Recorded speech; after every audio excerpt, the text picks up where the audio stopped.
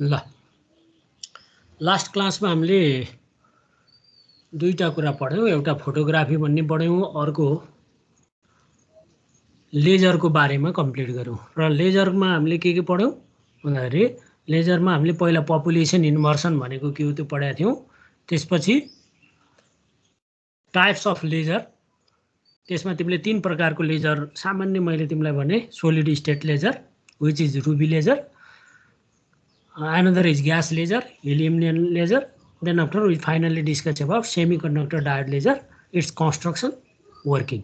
त्यति हामीले पढ्यौं। त्यसको चाहिँ एडभान्टेजेस पनि पढ्यौं है त। र लास्टमा हामीले त्यसको एप्लिकेसन पनि पढ्यौं, एप्लिकेसन अफ लेजर है त। इम्पोर्टेन्ट छ नि त्यो सबै राम्रोसँग पढ्ने। र त्यसपछि हामीले फोटोग्राफी र होलोग्राफी भनेकै दुईटै अब इमेज अब्टेन गर्ने प्रोसेस हुन् है त। अब त्यो फोटोग्राफी लास्ट क्लासमा हामीले पढिसक्यौं। अब आज हामी होलोग्राफी पढ्छौं र होलोग्राफी पढेपछि हाम्रो यो च्याप्टर पनि कम्प्लिट हुन्छ है त। ल अब होलोग्राफी भनेको के हो त? What is holography?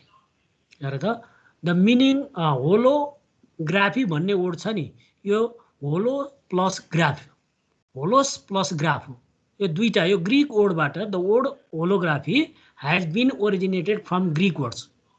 The word holography has been originated from Greek words holos and grapho.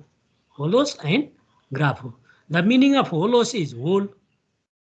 The meaning of holos is whole, and the meaning of grapho is to write, to record, or to write. Then what will be the combined meaning of holos and grapho? The combined meaning of holos and grapho is to write the complete image, to write the complete image or whole image. Hence, according to the meaning of holos and grapho, you can define holography as the process.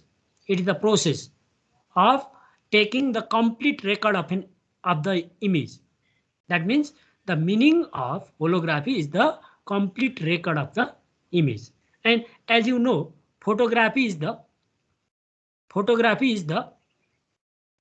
process of obtaining two-dimensional image of three-dimensional object.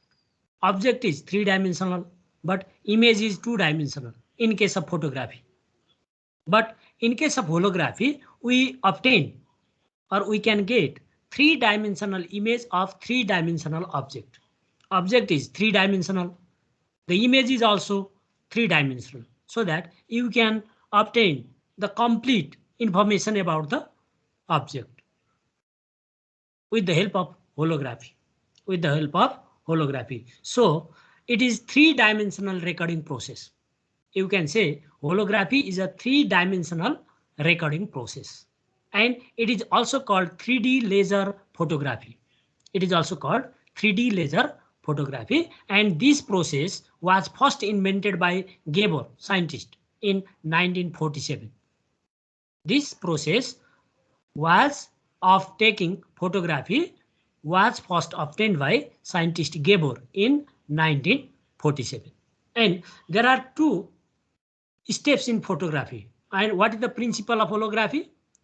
In holography, there are two steps, or you can say holography is a two-step process. Holography is a two-step process. One is recording of hologram. This is the first step. In first step, we make a hologram. पहिलो काम भनेको के हो त भन्दा होलोग्राफीमा पहिला hologram तयार गर्ने पहिलो काम, र त्यो होलोग्रामलाई रिकन्स्ट्रक्ट गरेर फाइनल इमेज तयार गर्ने. That means reconstruction of image from the hologram. These are two steps in holography, and which is also called principle of holography. Which is also called principle of holography. Or in case of holography, we should follow two steps. In first step, we should record a hologram, that is making a hologram. That is first step. And in second step, there is reconstruction of image from hologram. तो hologram भनेको photographic प्लेटमा जस्तै तिमीले एउटा record तयार गर्छौ र त्यसबाट पछि फाइनल इमेज तयार गर्छौ भनेपछि दुईटा स्टेप फलो गर्दो रहेछ है त. Now, what is recording of hologram? In first step, the object is transformed into a photographic record.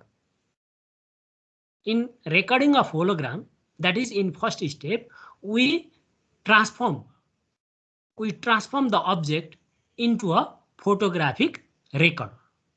And what is the second, and which is called hologram? त्यसलाई के भनिन्छ? होलोग्राम भनिन्छ. जुन अब्जेक्ट छ नि त्यसको रेकर्ड फोटोग्राफिक रेकर्डमा हामीले change गर्यौं भने त्यसरी चेन्ज गरेको जुन रेकर्ड हो हैन इमेज हो त्यसलाई भन्छौं फोटोग्राफिक रेकर्डलाई हामी होलोग्राम भन्छौं है त. That is called hologram. And in second step the hologram is transformed into the image. Finally the hologram that is made in first step that finally transform into the image. That is the second step. And by combining first and second step we can obtain a complete image of the object. Complete image of the object. That means we can obtain three-dimensional image of the three-dimensional object, and that process is called holography. And in reconstruction of image from hologram, first of all, if you make a hologram, then after for reconstruction should be done to form the final image of the object. And in both the case and in both the steps, no lens is required. In photographic plate, in photography process, we should require a lens. We should require a lens. But in the process of holography, no lens is required. भनेको जुन recording of hologram छ नि यसमा पनि लेन्सको आवश्यकता पर्दैन र रिकन्स्ट्रक्सन अफ इमेज छ नि यसमा पनि लेन्सको आवश्यकता पर्दैन. यसको अर्थ होलोग्राफी भनेको के रहेछ? No lens is required in holographic process. That is the difference between holography and photography. Okay, न होलोग्राफी फोटोग्राफीमा लेन्स चाहिँदो रहेछ तर होलोग्राफीमा लेन्सको आवश्यकता पर्दो रहेछ. बुझ्यो हैन? ल त्यो मेजर डिफरेन्स त्यही हो. In both the steps lens is not required. And a hologram is the interference pattern. Actually what is hologram? Hologram is a interference pattern. You know about interference pattern between two waves, and the two waves are one is object beam that is obtained after the reflection or scattering from the object. One beam is obtained from the reflection from the object, and another is reference beam which is coming directly, which is reaching directly on the photographic plate, and that light is called reference beam. And when they interfere, when the object beam and then reference beam interfere to each other, then interference pattern is formed, and that interference pattern is called a hologram. That interference pattern, when it is photographed, then that is called hologram. In this way a hologram is formed. अब हेर hologram कसरी बन्द रहेछ भन्दाखेरि अब यो holographic प्रोसेसमा lens आवश्यक पर्दो रहेनछ हैन र वास्तवमा होलोग्राम भनेको होलोग्राफीमा के हुँदो रहेछ भन्दा दुईटा वेभको बीचमा इन्टरफेरेन्स प्याटर्न हुँदो रहेछ. कुन wave? one is coming from the object which is scattered from the object, that is called object beam, and another that is come directly on the photographic plate, and that light which is incident directly on the photographic plate is called reference beam, and when they interfere then standing wave is formed, and which is called interference pattern, and this interference pattern is then photographed, and which is called hologram. In this way a hologram is formed. And now to find the final image you should reconstruct that hologram. This is the first step. This is complete first step. यो first step complete भयो. अब यसमा हेर त यो भनेको recording a hologram कसरी तयार गर्ने हेर यहाँ. This is a laser beam हो हेर त. अब यसलाई एक्सपान्ड गर्ने काम यसले गर्छ. This is called beam expander हो. अब यहाँबाट कोलिमेटेड बीम आयो हेर त. This are the collimated beam, parallel beam of light after refraction from the lens, and they strike on the beam splitter, and the rays that are incident on the mirror M1, let us suppose, they get refracted like this and they fall on the object. And the rays of light, they are scattered from the object. अब हेर त, this is object beam. अब यो object beam बाट पनि ray of light आयो हैन. And this is the reference beam that is coming directly towards the photographic plate. This is the photographic plate. हो अब यो photographic plate मा interference भयो कसको बीचमा. This is object beam. These are the object beam. They are coming from the object, and these are the reference wave. They are coming directly. They are coming directly, and when they interfere, then a standing wave is formed. A interference pattern is formed, and which is then photographed. And when it is photographed, then it forms a hologram. And this is the step by which we can record a hologram in holographic process. This is your first step. अब मैले तिमीलाई भने नि यो figure बनाउने है तिमीलाई यो रेकर्डिङ अ होलोग्राममा यो फिगर बनाउनु पर्यो. सजिलो छ यहाँ केही गाह्रो छैन र. पहिला लेजर बिम पठाउने अनि बिम एक्सपान्डरबाट यो बिम अलि एक्सपान्ड गर्ने हैन र बिम स्प्लिटरले यो बिमलाई स्प्लिट गर्छ. एउटा अब्जेक्टतिर पठाइदिन्छ, अब्जेक्ट बिम बन्छ, अर्को डाइरेक्ट आउँछ त्यो रेफरेन्स बिम हुन्छ. हो कि हैन. जब अब्जेक्ट बिम र रेफरेन्स बिम इन्टरफेयर हुन्छ तब स्ट्यान्डिङ वेभ फर्मेसन हुन्छ र त्यो फोटोग्राफिक प्लेटमा के हुन्छ एउटा इन्टरफेरेन्स प्याटर्न बन्छ र त्यसलाई जब तिमीले फोटोग्राफ गर्छौ त्यसबाट बन्ने जुन फोटोग्राफ हो त्यसलाई हामी होलोग्राम भन्छौं. This is our first step. Now to find the final image we should reconstruct this the image from this hologram. अब यही होलोग्रामबाट तिमीले के गर्ने हो फाइनल इमेज तयार गर्ने. That is the first step. That is the first step. अब हेर त सेकेन्ड स्टेपमा हामी के गर्छौं. यहाँ हेर this is the hologram which is obtained in first step. हो कि हैन. फर्स्ट स्टेपमा तिमीले होलोग्राम तयार गर्यो. अब तिमीले के गर त भन्दा यो होलोग्राममा नि तिमीले लेजर बिम पठाइदियो and which acts as reference beam, and that is also called reconstruction wave because it reconstructs the image from the hologram. So that wave is called reconstruction wave. And in direct direction you can obtain zero order. There is no diffraction at all, and this hologram now acts as diffraction grating. It acts as diffraction grating, and in direct direction you can obtain zero order like in diffraction grating. Diffraction grating में जसरी तिमीले straight सिधै जान्छ नि त्यो n = 0 भनेको zero अर्डरमा तिमीले कुनै पनि डिफ्र्याक्सन प्याटर्न देख्दैनौ. हो कि हैन. जब तिमी तल या माथि जान्छौ नि तब के हुन्छ जब यहाँबाट डिफ्र्याक्टेड लाइटहरु जब सुपरपोज हुन्छ नि डिफ्र्याक्टेड लाइटहरु तब यहाँबाट यदि डिफ्र्याक्टेड लाइटहरु यदि एक्चुअली मिट भएका छन् भने रियल इमेज बन्छ. Real image is firmed, and here you are seeing the apparent rays, and by this virtual image is formed. So reconstruction of image from the hologram भनेको के रहेछ त भन्दाखेरि ठ्याक्क होलोग्राम बनाउने प्रोसेसको ठीक उल्टो प्रोसेस रहेछ. So we can say reconstruction of image from hologram is the reverse effect or reverse process of making a hologram. It is a reverse method or process of making a hologram. अब यसमा के हुँदो रहेछ त भन्दा यहाँ होलोग्रामलाई लेजरको single beam बाट illuminate गरिँदो रहेछ. हेर त यो होलोग्राम छ नि यसलाई लेजरको सिंगल बीम बाट के गरियो इल्युमिनेट गरियो. This is illuminated by the single beam of laser, and which is called reconstruction wave. And this hologram, and this is also called reference beam, and this hologram now acts as diffraction grating. यसले के को काम गर्दो रहेछ complex डिफ्र्याक्सन greeting को काम गर्दो रहेछ हैन.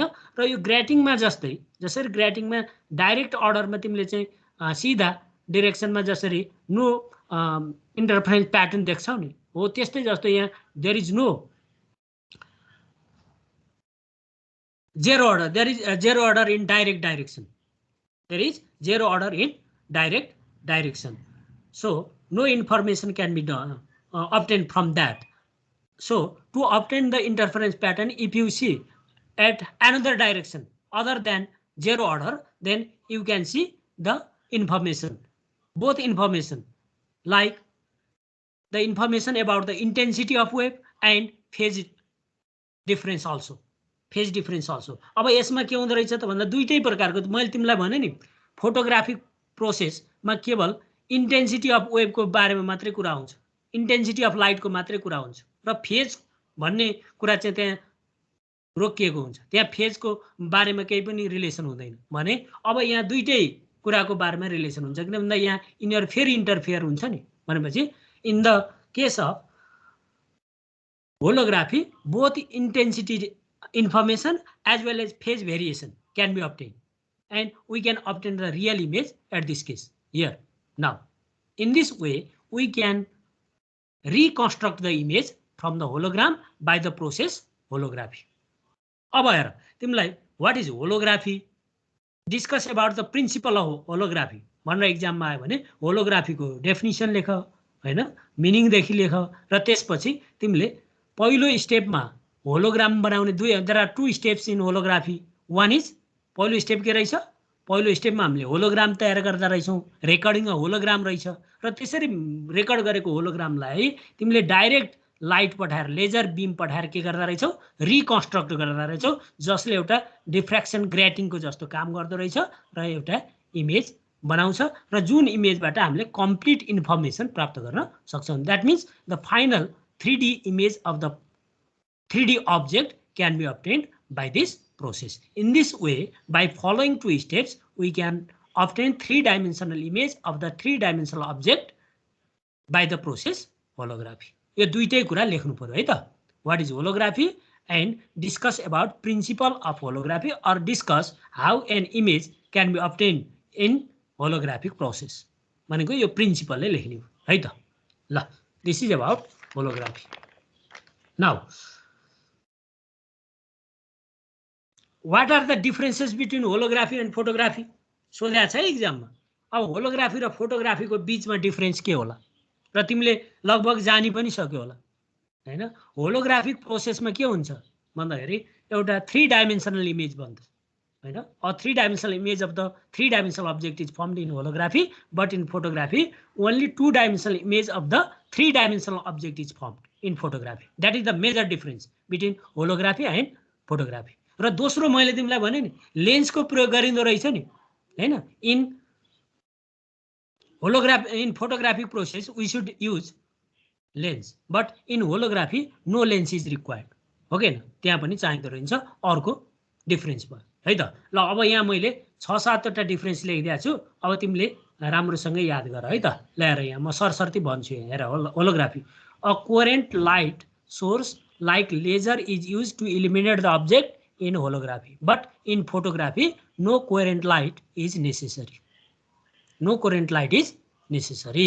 This is first difference. Second, there are two beams. One is object beam and another is reference beam in case of holography, but there is no reference beam in case of photography. Okay, photography को केसमा तिमीलाई reference beam को आवश्यकता छैन है त. One is object beam and another is reference beam is required to make the hologram in the process of holography, but in the process of photography no reference beam is required. Only object beam is sufficient. Only object beam is sufficient. Number 3, a high resolution photographic film is used for recording the fine patterns, but no high resolution photographic film is required in photography. Number 4, photographic recording is more sensitive. It is less sensitive than holographic recording, or photographic process is less sensitive than holographic recording. Number 5, a 3D image of an object is formed by holographic, or 2D image of 3-dimensional object is formed by photographic process. And in holography, both intensity as well as phase of the light wave is recorded. Major difference यहाँ हेर है. होलोग्राफीमा phase पनि record हुँदो रहेछ, intensity पनि record हुँदो रहेछ, तर फोटोग्राफीमा केवल इन्टेन्सिटी भेरिएसन मात्रै हुँदो रहेछ. कुरो बुझ्यौ? In photography only the intensity of light wave is recorded. And number 7, in hologram each part contains, हेर त कति इम्पोर्टेन्ट कुरा छ, each part contains information about the entire object. Each part of the hologram, each part of the hologram contains the information about the entire object in the case of holography, but in photograph each region contains separate and individual part of the original object. Original हरेक एउटा पार्टले एउटा मात्रै separate पार्टको मात्रै information दिँदो रहेछ फोटोग्राफीमा, तर होलोग्राफीमा त्यसले कम्प्लिट अब्जेक्टको चाहिँ इन्फर्मेसन दिँदो रहेछ। बुझ्यो? These are some differences between holography and photography है त। ल यो राम्रोसँग पढ है, इक्जाममा पटक पटक सोधेको छ what are the differences between holography and photography. मैले पुरै तिमीलाई डिफरेन्स नै लेखिदिएको छु, अब पढ्नलाई पर प्र्याक्टिस चाहिँ गर्नु पर्यो है त। ल नाउ टाइप्स अफ होलोग्राफी। अब यो होलोग्राफीको टाइपहरू हेर्ने के छ त्यहाँ हामीले खासै धेरै पढ्नु छैन है, एउटा मात्रै भोल्युम फेज होलोग्राफको बारेमा अलिकति पढ्नुपर्छ, खासै धेरै छैन है, जस्ट इन्ट्रोडक्सन मात्रै हो।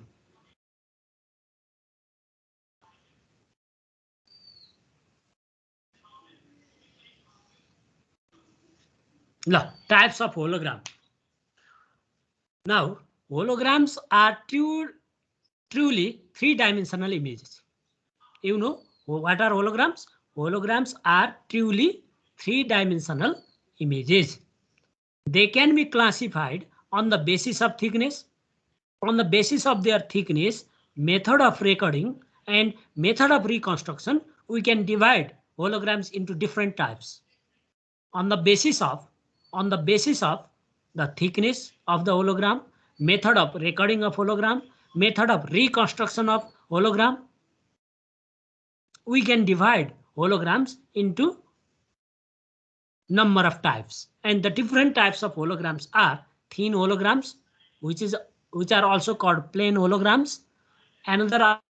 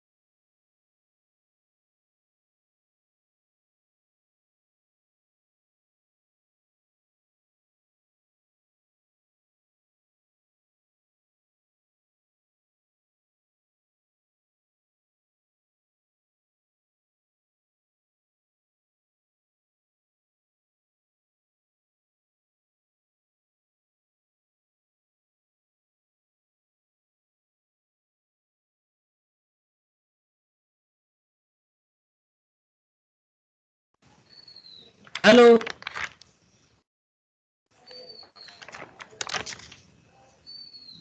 हेलो ए लाइन गयो हेर त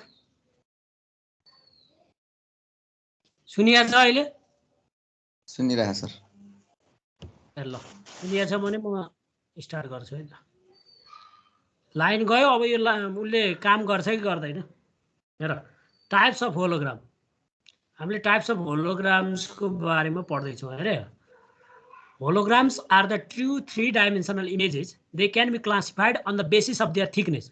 On the basis of the thickness, method of recording, and method of reconstruction, there are different types of holograms. They are thin holograms or plain holograms, volume holograms, amplitude and phase holograms, transmission holograms, reflection holograms, color holograms, rainbow holograms, white light reflection holography. White light reflection holography. These are the different types of holograms. पढ्ने भनेको हल्का यो volume phase होलोग्राफीको बारेमा मात्रै हो है त, हल्का एकदम सामान्य इन्ट्रोडक्सन मात्रै हो. What is volume phase holography? Now in volume phase holography the object wave is reflected. अब यहाँ सुन, सधैँ होलोग्राफी हुनको लागि त दुईटा वेभको बिचमा स्ट्यान्डिङ वेभ इन्टरफेरेन्स भएर स्ट्यान्डिङ वेभ फर्मेसन हुनुपर्छ. ओके, अब यहाँ कसरी हुन्छ हेर त. In volume phase holography, the object wave is reflected from the object. The object wave will be reflected from the object, and another that overlap with the incoming reference wave. That overlap with the incoming reference wave. And when they overlap, then standing wave pattern is formed. Then standing wave pattern is formed. Then the fringes are recorded by the photoemulsion. Photoemulsion. What is photoemulsion? Photoemulsion is a substance on the surface of photographic film that makes it sensitive to light. Your light like sensitive garaune material हो photoemulsion भनेको, throughout its entire thickness to form a volume hologram. The hologram may be regarded as three-dimensional grating. What is hologram? Hologram is a three-dimensional grating, and in volume phase holography, there is interrelation or interdependence between the wavelength and scattering angle. Between the wavelength and scattering angle. The scattering is Bragg's law. And you know about Bragg's law. What is Bragg's law? Bragg's law is 2d sine theta equal to m lambda. 2d sine theta equal to m lambda, where n is order of diffraction. Lambda is wavelength of light. And d is the lattice spacing. And theta is the scattering angle. Theta is the scattering angle. So if you change the value of lambda and theta, then successive, then you can make number of holograms. You can store number of hologram by successively changing the value of theta or lambda. By successively changing the value of theta or lambda, you can make a number of hologram, or you can store the number of holograms in the medium. And the different and mutually incoherent laser beam may be used to produce different components in holograms of the object. And when they are illuminated, a multicolored image is seen. And a consequence of Bragg's condition is that in volume phase or the volume holograms reconstruct the virtual image at the original position. The volume phase or the volume phase hologram reconstruct the virtual image at the original position of the object. And if the reconstruction beam is exactly coincide with the reference beam, then however the conjugate image of high order refractions are absent in the case of volume phase hologram. This is about what or how volume phase hologram works, or how can you obtain volume phase holography. This is about volume phase holography. Now, what are the applications of holography? We can use holography process for different fields or in different fields. What are they? One is it can be used in security. It can be used in security. Number two, it can be used in three-dimensional photography. It can be used in three-dimensional photography. Number three, it can be used in microscopy to obtain magnified image. Microscopy भनेकै त्यही हो हैन, to obtain magnified image of smaller object. And it can be used in computer technology because holograms can be used for data storage devices. They can be used as data storage devices. So they can be used in computer technology. Number five, it can be used for the production of photographic mask. Photographic mask used to produce microelectronic circuits. Microelectronic circuit. They can be used to produce microelectronic circuit. And number six, holographic projection is used. Holographic projection is used to display flight information at the pilot's eye level in the aeroplane cockpit. So pilot को I लेभलसम्म हैन त्यो information display गर्नको लागि projection गर्नको लागि पनि त्यो प्रयोग गरिँदो रहेछ हैन. Last the holographic technique can be used in ophthalmology endoscopy orthopaedics etcetera of medical field. यसरी मेडिकल फिल्डमा पनि प्रयोग हुँदो रहेछ. अब हेर त यो holographic process or holographic technique different फिल्डहरुमा युज हुँदो रहेछ हैन. अब तिमीलाई एक्जाममा सोध्यो what are applications of holography or discuss about volume phase holography and write down the application of holography. अब एक्जाममा तिमीलाई सोध्यो भने मेजर तिमीलाई principal of holography application of holography हैन. धेरै जसो सोध्ने क्वेसन त्यही नै है. अब दुईटा कुरा याद गर है त. Definition principle volume phase holography त्यो टाइप्स हामीले धेरै पढ्नु छोटो छ त्यति मात्र पढ र यसको एप्लिकेसन याद गर है त. Application of holography. ल यो चाहिँ कम्प्लिट भयो. अब यसमा हेर त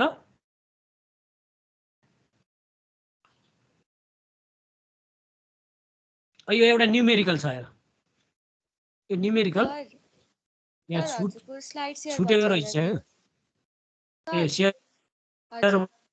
होइन हजुर स्लाइड सेयर भयो होइन भयो थिएन के सर अघि. ल ल पढ.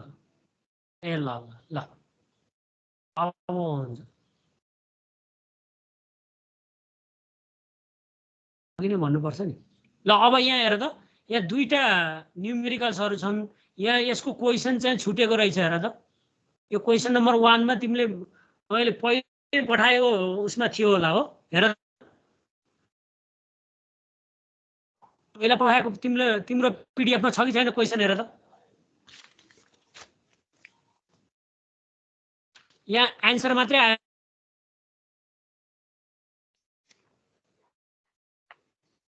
हेलो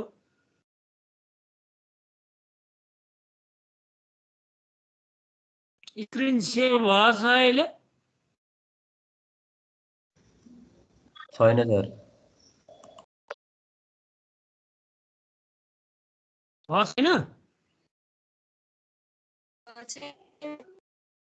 ल पर्ख है त पर्ख. यहाँ नेटको प्रब्लमले होला है. पर्ख है.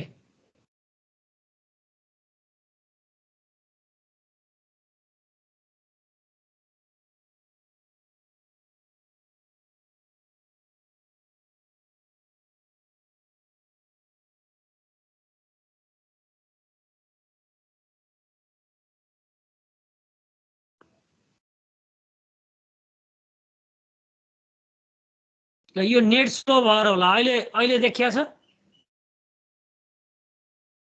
हेलो छैन सर. अहिले पनि देखिया छैन. देखियो देखियो देखियो. ए ल ल अब हेर त यहाँ यो छ नि स्लाइड. यहाँ दुईटा न्युमेरिकलहरु मैले यहाँ राखेको छु तर यसको चाहिँ क्वेसन यहाँ छुटेको रहेछ. हेर त तिम्रोमा छ कि छैन हेर त. त्यो मैले पठाएकोमा हुनुपर्छ. चेक गर त. पहिले पठाएको छैन सर. पहिला पठाएको छ होला हो. 45 मात्रै छ. 45 को क्वेसन नम्बर 1 छ नि त्यहाँ हेर त. क्वेसन नम्बर 1 लेखेको छ नि है त्यहाँ. छैन सर. खाली छ. त्यसो भने यसो गर त. खाली छ. हजुर सर. त्यसो भने यस्तो पेन लिएर बस त. म क्वेसन भनिदिन्छु. एन्सर यही हो. यहाँ एन्सर मात्रै आएछ के. रेडी छौ भने म क्वेसन भनिदिन्छु तिमीले टिप त. भन्नु sir. In a Bainbridge mass spectrograph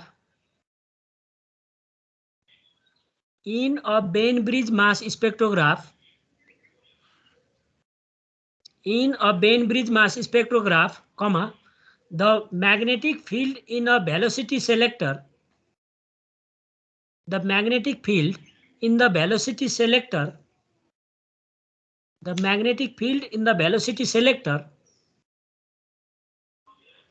is 1.0 Tesla and the ions having the speed of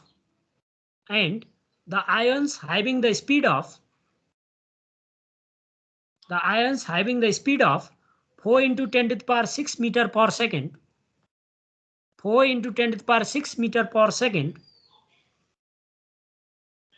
pass through it undeflected. Pass through it undeflected. Pass through it undeflected. Number first.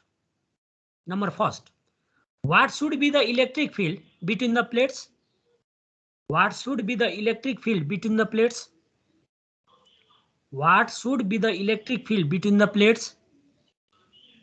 And number second, if the separation of the plates is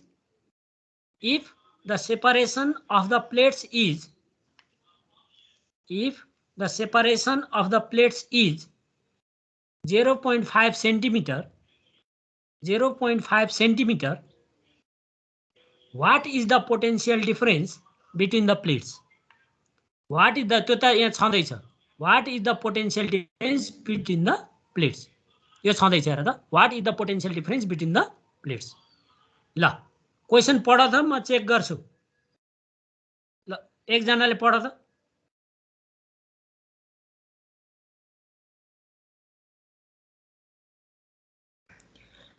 In a band bridge mass spectrograph, the magnetic field in a velocity selector is 1 Tesla, and the ions having the speed of 4 times 10 to the power 6 meter per second pass through it undeflected. Yes. One more.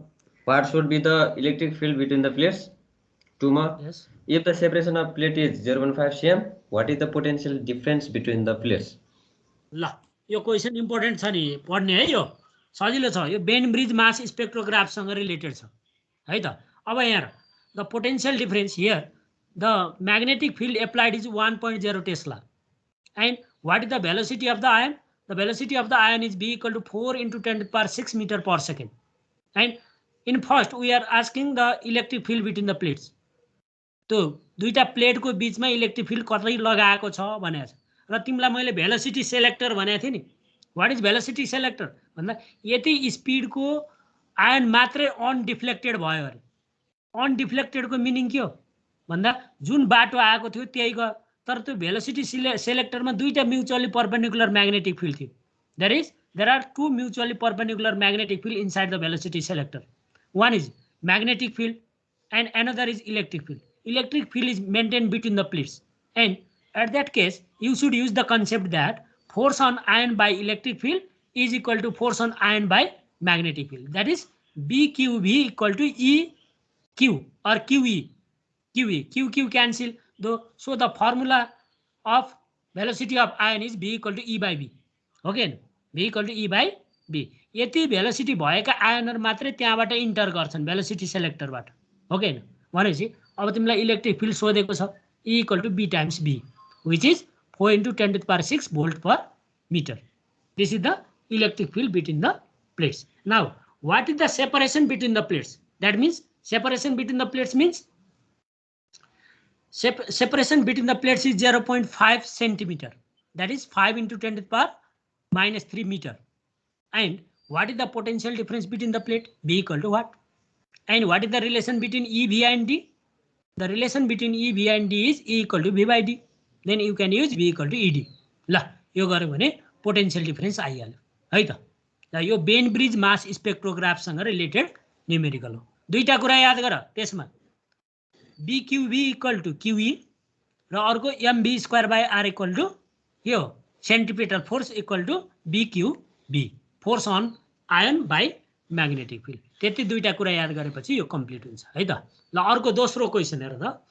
Singly ionised neon. Neon यो 22 होइन है, यो दुईटै 22 भएछ. Change गर त. Neon 20, singly ionised neon 20. सुन्दैछौ होइन?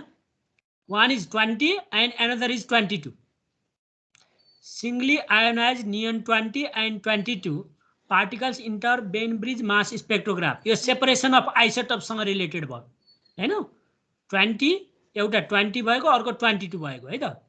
With a velocity of 10 to the power 5 meter per second, they are deflected by a magnetic field of flux density 0.08 Weber per meter square. Then calculate the radii of their paths. भनेको R निकाल्ने, RI निकाल्ने दुईटैको केसमा, R यो 20 को केसमा 22 को केसमा दुईटैमा है त. The mass of nucleon is 1.67 into 10 to the power minus 27 kg, and this is the mass of one proton also. This is the mass of one proton. Now for first case we have neon 20, right? Neon 20 particle. अब यो भयो भने for single ionized neon 20, what is the total mass of neon 20? That is 1.67. यो एउटा nucleon को मास यति हो, neon 20 को यति मास भयो. M1 equal to 3.34 into 10 to the power minus 26 kg. This is the mass of neon 20. Velocity of ion is 10 to the power 5 meter per second. The magnetic field applied is this much, 0.08 Weber per meter square. Radius of the path for neon 20. अब Beni bridge मास स्पेक्ट्रोग्राफमा के हुन्छ, फरक फरक मास भएका आइसोटोपहरू फरक फरक रेडियाइमा move गर्ने र फोटोग्राफिक प्लेटको फरक फरक ठाउँमा गएर इन्सिडेन्ट हुने हो के हैन. भनेपछि के भयो त, BEB equal to MB square by R. ठीक छ. भनेपछि R1 इक्वल टु के भयो, M1B बाइ B. अब M1 को भ्यालु थाहा छ, B को भ्यालु थाहा छ, B को भ्यालु थाहा छ, E को भ्यालु थाहा छ, भनेपछि R1 आयो हो के हैन. नियन 20 को लागि रेडियस कति भयो, 0.26 मिटर भयो. Similarly, for neon 22, you should follow the same steps. That is BEB equal to M2B square by 20. अब यहाँ M2 भनेको के हुने भयो, 22 times 1.67 into 10 to the power minus 27 हैन. 22 times 1.67 into 10 to the power minus 27. Total 3.674 into 10 to the power minus 26 kg भयो. This is the mass of neon 22 है त. Just BEB equal to MB square by R. त्यो formula लगाइदेऊ, दुईटै केसमा आयो है त. ल यो भयो numericals related on Bainbridge mass spectrograph. ल अब युनिट यो हामीले पढ्दै गरेको युनिट कम्प्लिट भयो र यसबाट तिमीलाई कम्तीमा 3टा नत्र कहिलेकाहीँ 4वटा क्वेसन पनि सोधेको छ है. कम्तीमा 3टा र तर कहिलेकाहीँ 4वटा क्वेसन पनि सोधेको छ है त. अब सुन त, तिम्रो यो पछिको टाइम खाल्नै छ भने म फर्स्ट युनिट पनि फन्डामेन्टल कुरा छ सुरु गरिदिन्छु. के गरौँ भन त? हुन्छ सर, हुन्छ. अनि अरू साथीहरू त अलि धेरै एब्सेन्ट भयो त. आउँदै जाँदै भइराखेको सर, बत्ती गएर होला. त्यही हो. हजुर हजुर. ल त्यसो भने यो फन्डामेन्टल छ के रे, यो त खासै +2 को कुरा छ हैन.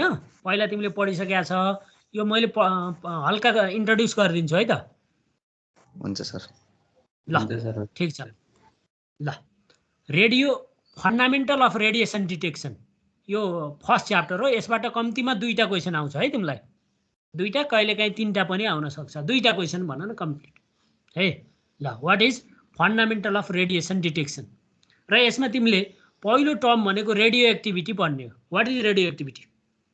About radio activity you have already studied in class 12 in modern physics.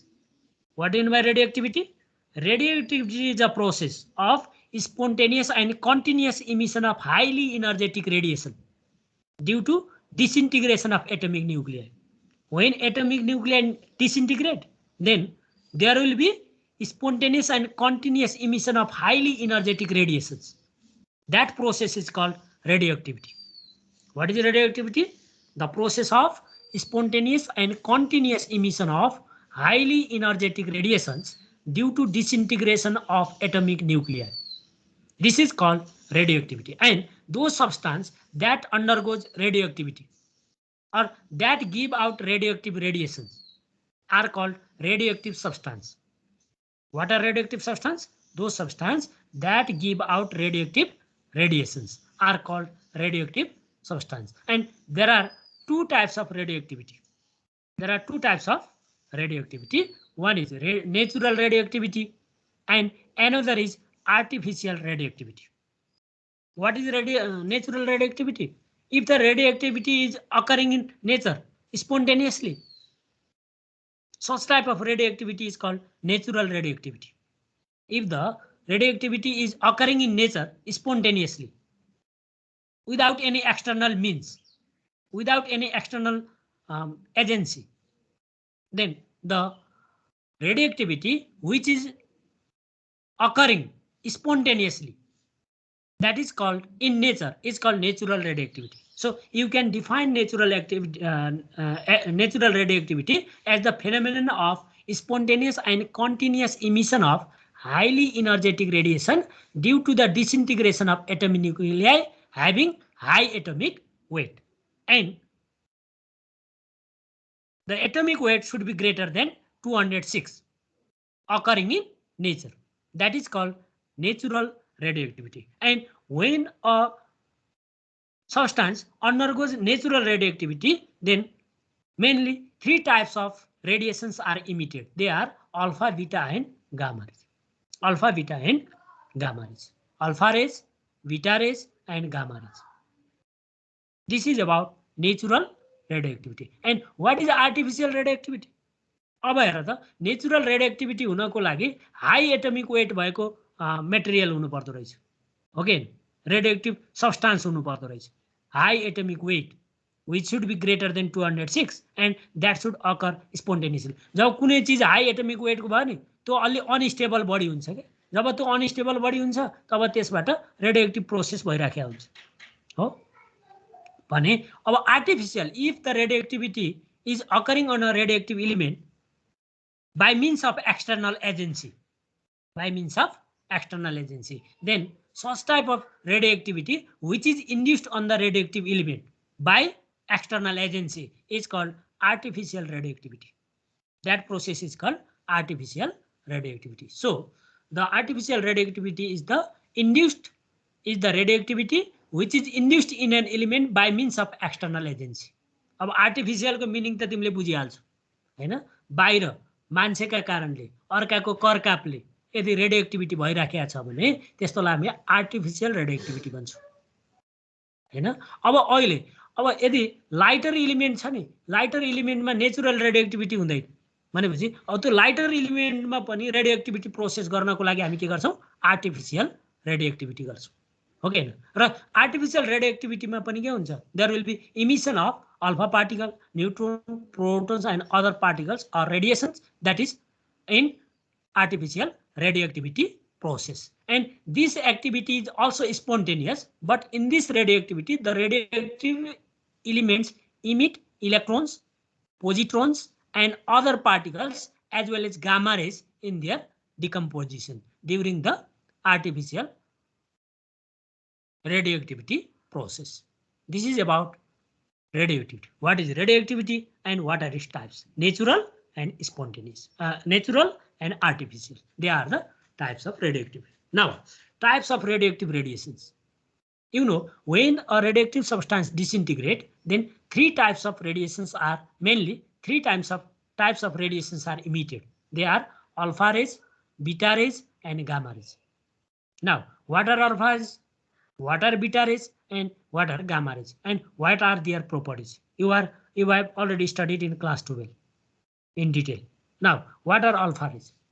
Alpha rays are those radiations that are slightly deflected towards the negative plate. Alpha rays are those radiations जब तिमीले एउटा रेडियोएक्टिभ एलिमेन्ट छ नि, त्यो radioactive एलिमेन्टबाट निस्केका रेडिएसनलाई नि तिमीले electric field भित्र पठाइदियौ.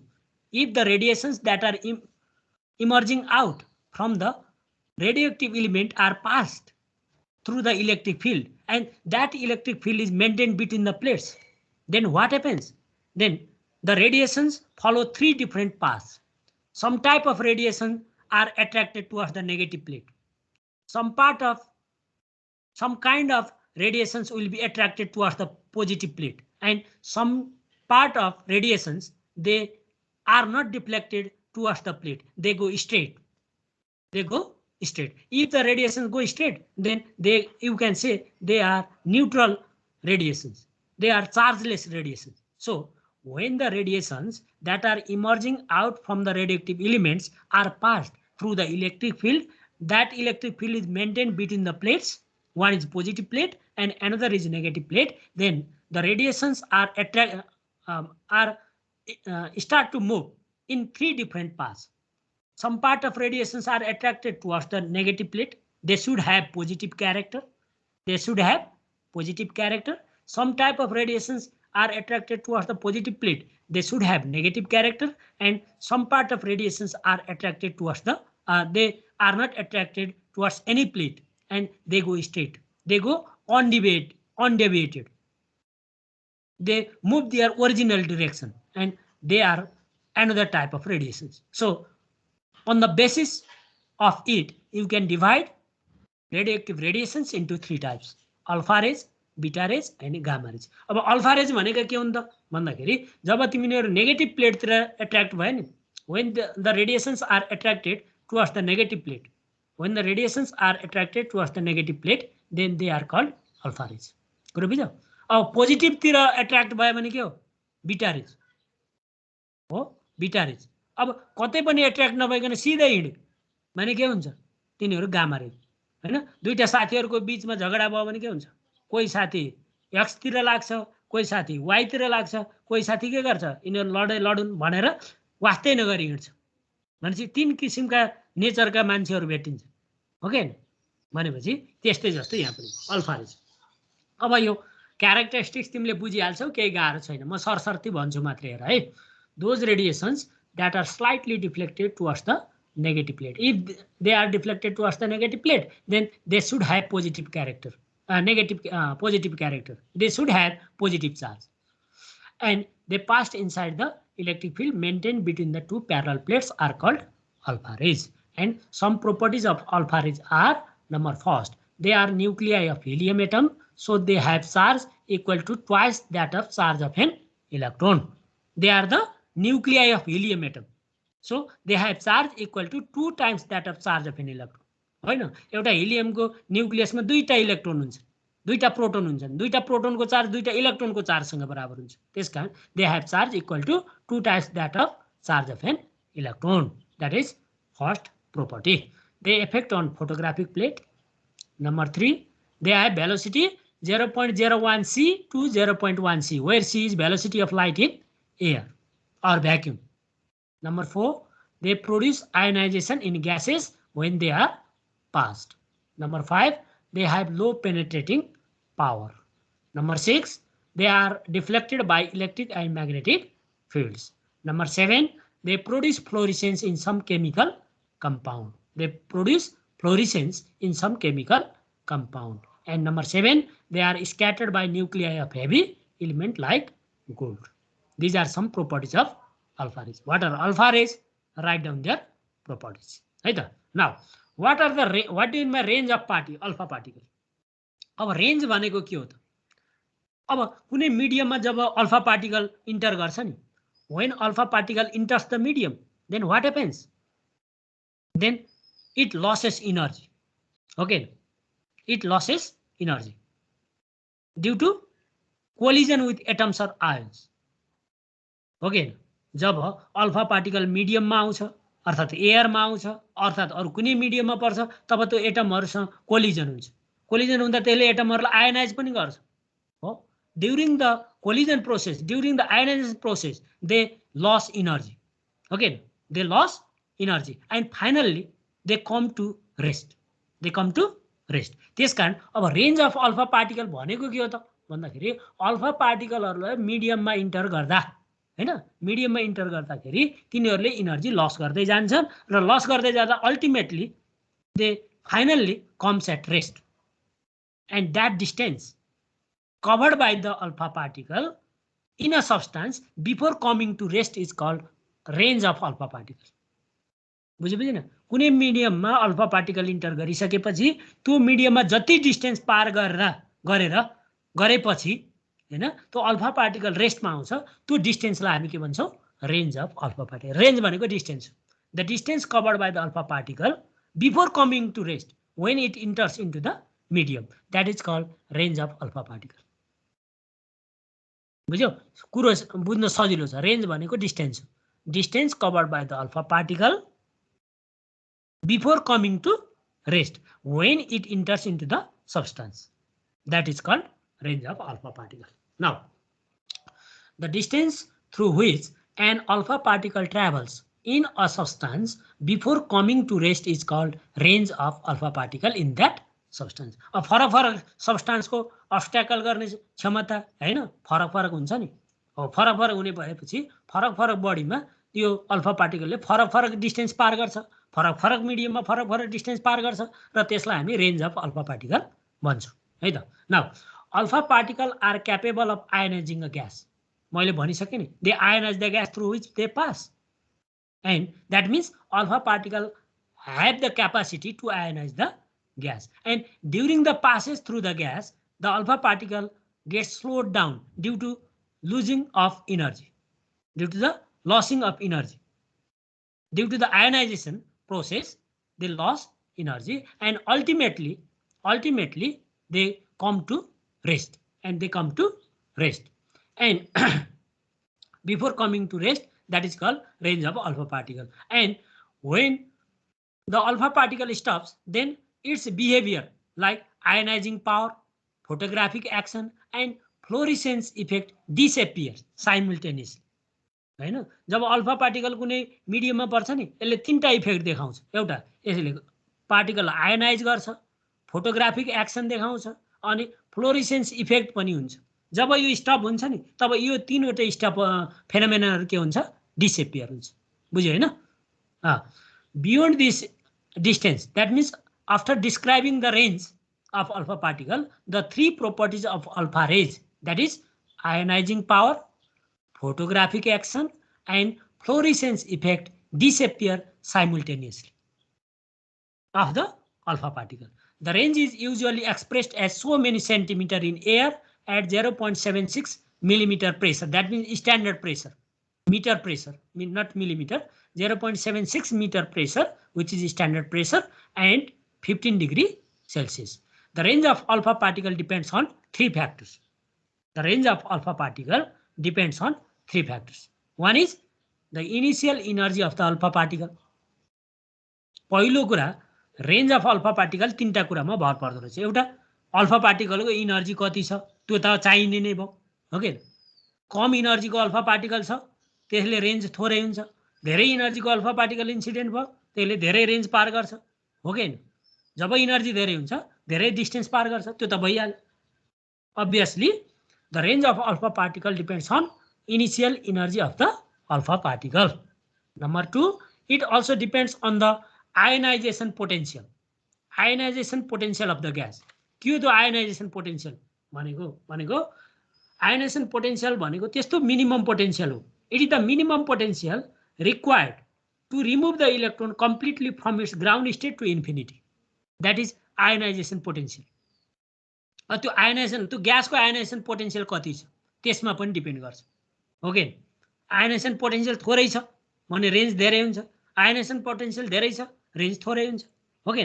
That also depends on ionisation potential of the gas. And finally it also depends on nature and pressure of the gas. अब त्यो त नेचरमा त डिपेन्ड गर्ने नै, nature of the medium, it also depends on nature of the medium. अब तिमीलाई इक्जाममा सोध्यो what do in my range of alpha particle भन्यो भने यति लेख्नु पर्यो है त। रेन्ज भनेको अरु केही रहेन, कुनै मिडियममा अल्फा पार्टिकल इन्सिडेन्ट हुँदा हैन त्यसले रेस्टमा आउनुभन्दा पहिला जति त्यो मिडियममा जति डिस्टेन्स पार गर्छ त्यसलाई आयोनाइज, त्यसलाई भनिदो रहेछ के रेन्ज अफ अल्फा पार्टिकल भनिदो रहेछ हैन। अब त्यो रेन्ज किन त्यो रेस्टमा आउँछ त भन्दा जब त्यो मिडियममा पर्छ तब त्यसमा के हुन्छ, कोलिजन हुन्छ, त्यहाँ आयोनाइजिङ हुन्छ, हो कि? त्यो गर्ने क्रममा उसले एनर्जी लस गर्दै जान्छ। जब एनर्जी लस गर्दै जान्छ अल्टिमेटली अल्फा पार्टिकल रेस्टमा आउँछ। जब अल्फा पार्टिकल रेस्टमा आउँछ यसका तीनवटा जुन प्रोपर्टीहरू हुन् नि ती डिसएपियर हुन्छ। त्यो भनेको के हो, आयोनाइजिङ प्रोपर्टी हैन, आयोनाइजिङ सेसन प्रोपर्टी पनि लस हुन्छ हैन, त्यसको अनि त्यसको फ्लोरिसेन्स प्रोपर्टी पनि लस हुन्छ, फोटोग्राफिक एक्सन पनि लस हुन्छ र रेन्ज अफ अल्फा पार्टिकल तीनवटा कुरामा डिपेन्ड गर्दो रहेछ। एउटा भनेको के रहेछ त अल्फा पार्टिकलको इनिसियल एनर्जी कति छ त्यसमा डिपेन्ड गर्दो रहेछ। अर्को भनेको आयोनाइजेसन पोटेन्शियलमा डिपेन्ड गर्दो रहेछ ग्यासको। अब आयोनाइजेसन पोटेन्शियल भनेको के हो त भन्दा ग्राउन्ड स्टेटमा भएको इलेक्ट्रोनलाई त्यसलाई इन्फिनिटीमा पुर्याउनको लागि कति पोटेन्शियल हामीलाई सप्लाई गर्नुपर्छ, त्यसलाई minimum potential that should be needed for the electron to eject from ground state to infinity. That is called ionization potential. And last one is it depends on the nature and pressure of the gas. This is about alpha particles. Now, what are beta rays? अब beta रे मैले भनिसके तिमीले electric field भित्र पठायो भने जुन पार्टिकलहरु or जुन रेडिएसनहरु पोजिटिभ प्लेटतिर एट्र्याक्ट भए तिनीहरु अल्फा नेगेटिभ प्लेटतिर एट्र्याक्ट भए तिनीहरु अल्फा रे रहेछन् भने जुन रेडिएसनहरु पोजिटिभ प्लेटतिर एट्र्याक्ट भए those radiations that are attracted towards the positive plate when they are passed inside the electric field and that electric field is maintained between the plates, that type of radiations are called beta rays. That type of radiations are called beta rays. हैन अब यति बुझे भयो beta रे भनेका के रहेछन् electric field भित्र पठाउँदाखेरि पोजिटिभ प्लेटतिर एट्र्याक्ट हुने है त। अब यसका प्रोपर्टीहरु हेर त some properties of beta rays are as follows. अब point wise छ तिमीलाई डिफरेन्स आयो भने पनि यो point wise याद गर्यौ भने सजिलो हुन्छ है त। पहिलो डिफरेन्स त भइहाल्यो अल्फा रे भनेको नेगेटिभ प्लेटतिर एट्र्याक्ट हुँदो रहेछ बीटा रे भनेको पोजिटिभ प्लेटतिर एट्र्याक्ट हुँदो रहेछ गामा रे भनेको स्ट्रेट जाँदो रहेछ कुनै पनि प्लेटतिर एट्र्याक्ट हुँदैन त्यो पहिलो डिफरेन्स हो है त। That number first they possess negative charge and mass equal to that of electron ठीक छ mass to that of electron because they are fast moving electron number 3 they have velocity 0.33 c to 0.99 c the velocity of beta ray is greater than that of alpha ray हैन alpha रे मा मैले भने नि 0.1 c to 0.3 c भनेको थिए नि हो तर बीटा रे मा के हुँदो रहेछ 0.33 c to 0.99 c भनेको अल्फा पार्टिकल को भन्दा यिनीहरु हाई स्पिडमा दौडन्छ हो they have speed 0.33 c to 0.99 c they ionize the gas through which they pass they strongly affect on photographic plate they have higher penetrating power than alpha rays because they have high velocity जब velocity धेरै हुन्छ नि penetrating power पनि के हुन्छ धेरै हुन्छ हो कि हैन पेनिट्रेटिङ पावर पनि धेरै हुन्छ काइनेटिक एनर्जी धेरै भयो के भेलोसिटी धेरै भएपछि जब काइनेटिक एनर्जी धेरै हुन्छ पेनिट्रेटिङ पावर पनि धेरै हुन्छ they are deflected by electric and magnetic fields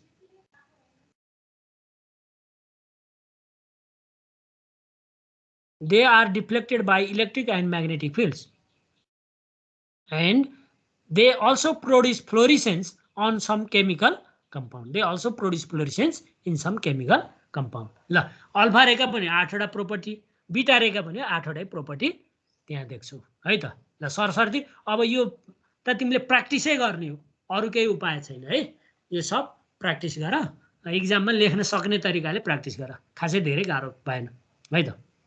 now what are gamma rays भनेको those radiations that passes straight that means undeviated that go straight undeviated when they are pass through an electric field which is maintained between the parallel plates are called gamma rays and some properties of gamma rays are they are chargeless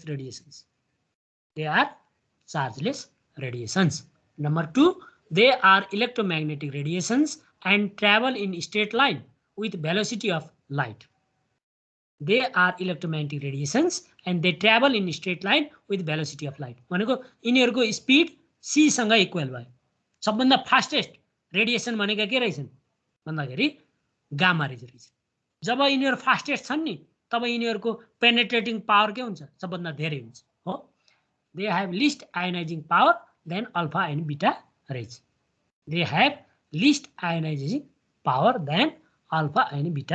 raise यिनीभन्दा chargeless हुन् नि chargeless भएपछि कोलम स्क्याटरिङ भन्ने हुँदैन यिनीहरु कोलम स्क्याटरिङ हुँदैन तिमीले coulombs ल भन्ने पढ्यौ नि इलेक्ट्रोस्ट्याटिकमा त्यो चाहिँ यसमा भएन है they effect on photographic plate more intensely than alpha and beta ray they also affect on photographic plate but they affect on photographic plate more intensely than alpha and beta rays.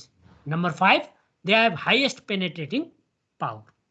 Number 6 they are not deflected by electric and magnetic fields. electric and magnetic fields because they have no charge. They are chargeless. And number 7, they can produce fluorescence in some chemical compounds. These are some properties of alpha, beta and gamma rays. है त ल अब यो खासै धेरै गाह्रो कुरो परेन है त यो तिमीले यतिकै पनि गर्न सक्छौ अब lodge of radioactive disintegration class त धेरै थोरै भइसकेछ त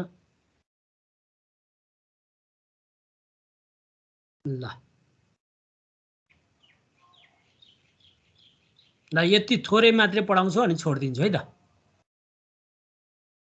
ओके सर ल किन यति थोरै एब्सेन्ट भयो त छोडे त क्लास त खै सर किन होला अरु क्लास त छैन भनेको होइन र छैन सर छन् त अब यति ए ल अब यति थोरै पढाउँ है त ल अफ रेडियोएक्टिभ डिसइन्टिग्रेसन तिमीले 12 मै पढेको यो तिमीले खासै गाह्रो छैन यति पढाउँछु अनि छोड्छु है त आज थोरै छ 3 वटा ल मात्रै ल lodge of radioactive disintegration There are some laws of radioactive disintegration. They are, one is, first is the radioactive disintegration is a random process. It is a random process and it does not depend on external factors like temperature, pressure and chemical changes of elements. This is first law of radioactive disintegration. What is first law? First law is that the radioactive disintegration is a random process and it does not depend on external factors like temperature, pressure and chemical changes of elements. That is first law.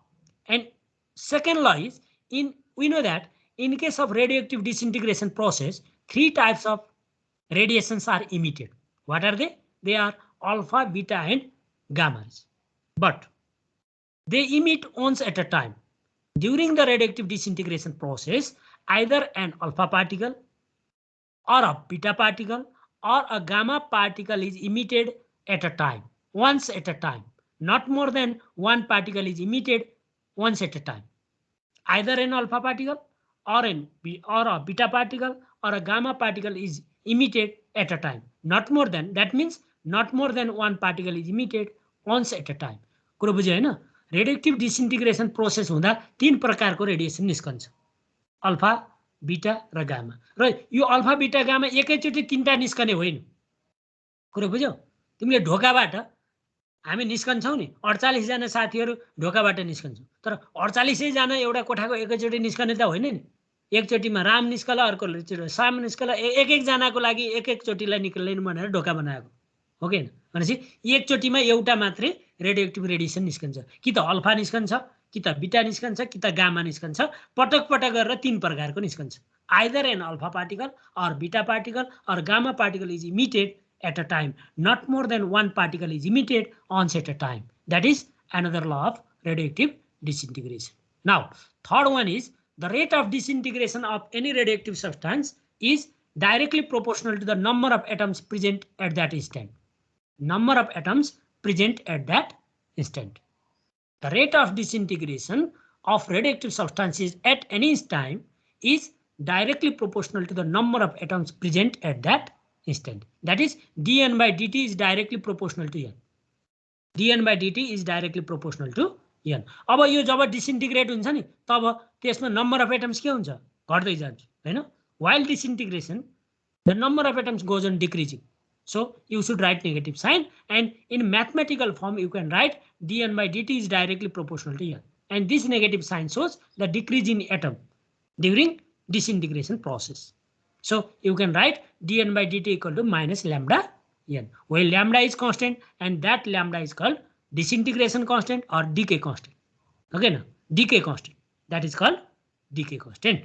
In this way, there are 3 laws of disintegration, radioactive disintegration. Radioactive disintegration का 3 वटा ल रहेछन्। के रहेछन्? फेरि एकचोटि सुन। During radioactive disintegration, either an alpha particle or it is a random process and it does not affect by the external factors like temperature, pressure and chemical changes of the chemical compounds. Number 2, during radioactive disintegration process, either an alpha particle or beta particle or gamma particle is emitted at a time. That means not more than one particle is emitted once at a time. That is second. And Number 3, the rate of disintegration of any radioactive substance is directly proportional to the number of atoms present at that instant. That is, in mathematical form, dN by dt equal to minus lambda n, where lambda is constant and that constant is called decay constant. And this negative sign shows there is decrease in number of atoms during disintegration process. These are the laws of radioactive disintegration. है त ल laws of disintegration यति हो है त अब तिमीलाई यति आयो भने योसम्म लेख अब यही फर्मुलाबाट तिमीले n equal to n0 e to the power minus lambda n भन्ने lambda t भन्ने फर्मुला डिराइभ गरेको थियो नि कुरा बुझ्यौ n equal to n0 e power minus lambda t where n be the number of atoms at any instant on the radioactive substance. त्यो हामीले यसैबाट डिराइभ गरेका थियौ त्यो हामीले यहाँ डिराइभ गर्दैनौ है त ल these are some laws of radioactive disintegration. अब यो पछि म तिमीलाई interaction between energetic particles and matter भन्ने अर्को क्लासमा पढाउँछु. अब आज साथीहरु पनि अलि धेरै नै एब्सेन्ट भए अब धेरै नपढाउँ है त ल अनम्युट गर त हजुर सर ल अब सुन्नु त यो पहिलाको च्याप्टर राम्रोसँग पढ र यो भनेको सबै रेडिएसन डिटेक्सन र रेडिएसन डिटेक्टर बुझ्यौ त्योसँग रिलेटेड छ त्यो हामी लगभग यसबाट दुईटा क्वेशन हो 5 या 6 पिरियडमा सक्ने भनेको छ यसलाई जम्मा हैन 6 पिरियड अब आज हामीले अलिअलि पढिहाल्यौं अब मेजर तिम्रो रेडिएसन डिटेक्टरहरु हामी पढ्छौं अनि नन डिस्ट्रक्टिभ टेस्टिङ भन्ने छ त्यो मेजर दुईटा मेन कुरा त्यो पढेपछि लगभग हाम्रो यो कोर्स चाहिँ सकिन्छ है त त्यो छ अनि विभिषण हजुर सर अब के गर्ने भोलि पनि पढ्ने हो भने मलाई एउटा टाइम देऊ हैन तिमीहरु डिस्कसन गरेर मलाई टाइम दिने टाइम दिन्छौ भने म अलिकति दुई पिरियड पढाएर भए पनि 3 दिनको बीचमा सकिदिन्छु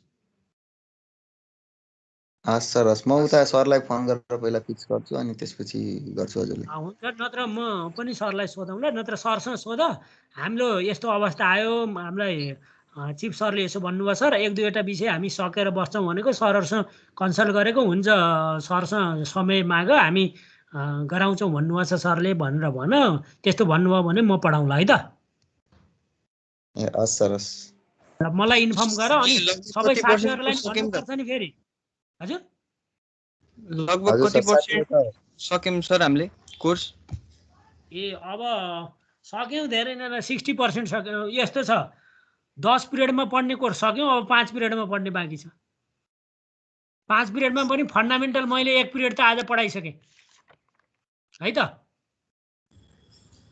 अब हाम्रो अनलाइन क्लास रोक्ने हो र सर एक हप्तामा सकेपछि रोक्ने हो नि हैन पुरै अनलाइन क्लास रोक्ने भन्ने सुने थिए र हैन यसो छ अब हामीलाई अझसम्म केही इन्फर्मेसन छैन है बुझ्यौ अब कलेजले तिम्रो यहाँको एक्जाम भयो भने रोकिन्छ पनि होला किन भन्दा तिमीलाई हल्का तयारी गर्ने समय पनि चाहिएला फेरि यो पछि तिम्रो यो पार्टको एक्जाम सकिएपछि अर्को पार्टको एक्जाम तत्कालै अरु तिर त भइसक्या नि त त्यो भएर तिम्रो लगातार हुन नि सक्छ साउनको महिनामा हामीले कोर्स पनि सक्नु पर्ने होला किन भन्दा भदौमा तिम्रो अर्को टर्मको सेमेस्टरको पनि एक्जाम होला त्यो भएर मिल्छ भने तिमीले 3-4 दिन टाइम लिएर सक न त अनि हाम्रो अनलाइन क्लास रोके पनि टेन्सन भएन है त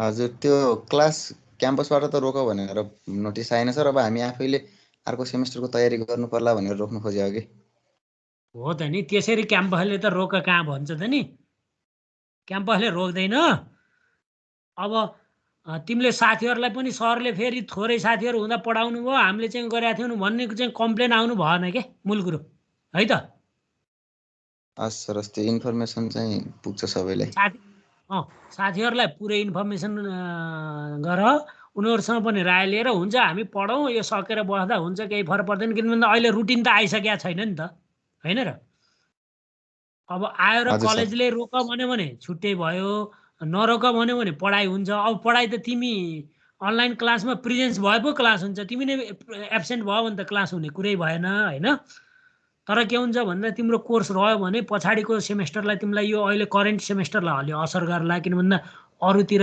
एक्जाम भइसक्या छ हैन तिम्रो चाहिँ अब साउनको भदौको सुरुतिर फेरि एक्जाम सेकेन्ड सेमेस्टरको भयो भने अप्ठ्यारो पर्छ त्यो भएर कोर्स चाहिँ सक्छौ भने म चाहिँ रेडी भएर गरौँला। त्यो इन्फर्मेसन मलाई गर, साथीहरूलाई पनि गर है त ओके विभीषण। सर, ल ल thank you all. Thank you sir, bye. Sir यो Thank you, sir. PDF हालिदिनु है। Thank you. के भन्यौ? यो PDF हालिदिनु पिडिएफ है। हालिदिनु। ए ल ल ल म यसको हालिदिन्छु, सबै तिमीलाई पिडिएफ हालिदिन्छु। त्यो भएपछि अनि सर र यो ल्याङ्ग्वेज स्टाइलको छ के तिमीले अब चाहिँ सर र पढ्न सक्छौ है त। हुन्छ सर। ल ल thank you all. Thank you sir. Welcome.